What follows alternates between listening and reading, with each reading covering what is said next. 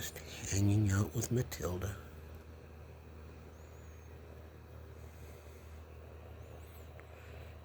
She just got a full body rub, and now she's kind of all relaxed.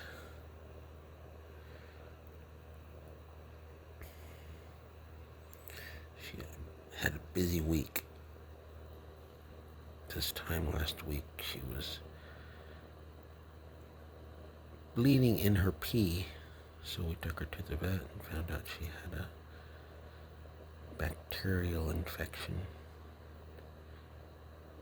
So she's getting treated for that. And at the same time, I showed the doctor how she's kind of walking crooked these days after her stroke, which you might see right now. And she gave me some medication. Might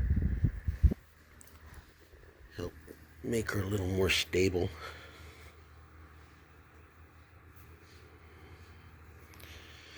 So she's on 2 medications now. One she takes every day and one she takes every other day. And she doesn't like them at all. I try mixing them with the gravy from her food and giving it to her that way. And so far it's worked. But she spends a lot of the time in the closet.